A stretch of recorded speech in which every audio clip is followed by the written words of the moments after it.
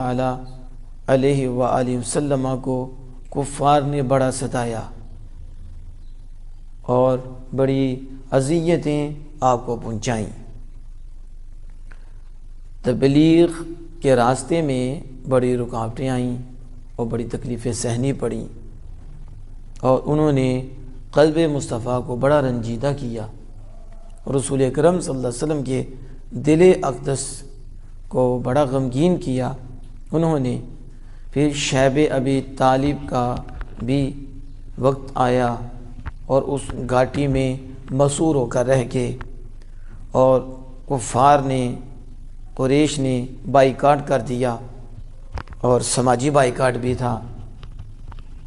جو سماجی بائیکاٹ رشتہ داری، تعلق، کھانا پینا، یہ سسٹم روک دیا، تو وہ گھاٹی میں بند ہو کر رہ گئے۔ پھر وہاں صحابہ حضور کے متوالے، انہوں نے وہ تکلیفیں اٹھائیں آپ صلی اللہ علیہ وسلم کے ساتھ۔ پھر جس طرح کھانا پینے کا سلسلہ تھا، اسی عرصہ میں آپ کی محبوبہ زوجہ اور وفادار زوجہ، جان نثار زوجہ، مال بھی حضور پہ قربان کر دیا، سمجھو ہر شے حضور پہ قربان کر دی۔ ہماری پہلی اماں جان، امہات المومنین میں سے پہلی حضرت سیدہ خدیجۃ الکبریٰ رضی اللہ تعالی عنہا، آپ کا وصال ہو گیا، اور دوسری طرف آپ کے چچا ابو طالب، جنہوں نے اعلان نبوت کے بعد رسول اکرم صلی اللہ علیہ وسلم کا دفاع کیا اور آپ کے ساتھ رہے دفاع میں، ان کا بھی انتقال ہو گیا، وہ بھی فوت ہو گئے۔ اس سال میں یہ دو ہستیاں، دو شخصیات، جیسے سیدہ حضرت خدیجۃ الکبریٰ رضی اللہ تعالی عنہ بھی، تو وہ حضور صلی اللہ علیہ وسلم رنجیدہ ہوئے، اور اس سال کو عام الحزن کہتے، غم کا سال۔ اب یہ رسول اکرم صلی اللہ علیہ وسلم کو تکلیفیں آئیں، پریشانی ہوئی، تو اللہ فرماتا وَاصْبِرْ وَمَا صَبْرُكَ إِلَّا بِاللَّهِ، محبوب صبر کیجئے، اور آپ کا صبر نہیں کرنا مگر اللہ کے ساتھ، اور آپ غمگین نہ ہو محبوب، غمگین نہ ہو۔ کیا شان ہے آمینہ کے لال کی کہ غمگین حضور ہو رہے ہیں، تسلی رب دے رہا ہے، رب دے رہا ہے تسلی، وَمَا صَبْرُكَ إِلَّا بِاللَّهِ وَلَا تَحْزَنْ عَلَيْهِمْ۔ اور پھر آپ کا سینہ تنگ نہ ہو محبوب، یہ جو آپ کو تکلیف دے رہے ہیں، آپ بے شک ان اللہ مع الذین اتقوا، بے شک اللہ تو ان کے ساتھ ہے جو اللہ سے ڈرتے ہیں، اور اللہ تو محسنین کے ساتھ ہے۔ اس کے بعد یہ واقعہ معراج ہے، اس کے بعد یعنی اب اس کا اور اس کا اتصال ہے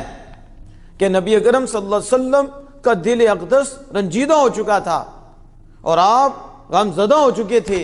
اور آپ کو بڑا ستایا گیا تھا۔ پھر آپ سیدہ خدیجۃ الکبریٰ رضی اللہ عنہ کا انتقال، چچا کا انتقال، یہ بھی غم، وہ بھی تکلیفیں، تو اللہ عز و جل نے جبریل کو بھیجا، جبریل جاؤ محبوب کو لے کر آؤ، کہ محب محبوب کی ملاقات کا مشتاق ہے، لے کر آؤ۔ تو رسول اکرم صلی اللہ علیہ وسلم کو یہاں سے مالک نے اپنے پاس بلایا، اور پھر سب سے نکل کر لا مقام رسول اکرم صلی اللہ علیہ وسلم پہنچے، اور پہنچ کر خالق کائنات جل وعلا کا دیدار فرمایا۔ تو جتنے غم تھے، جتنی تکلیفیں تھیں، جب بلا حجاب خدا کے دیدار سے مشرف ہوئے اور حسن مطلق کو دیکھا، اور حسن مطلق کے جلووں کو دیکھا، تو جب وہ جلوے دیکھے، وہ سب کچھ دیکھا، ہر غم دھو گیا، اس لیے کہ خالق کائنات کے جلووں اور جمال سے آگے کچھ بھی نہیں ہے۔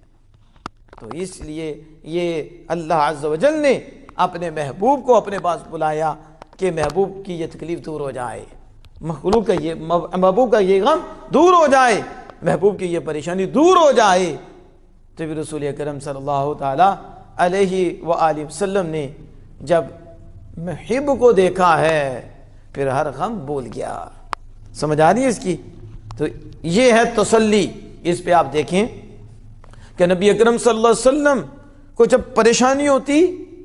جب عقید جہاں صلی اللہ علیہ وسلم غمگین ہوتے،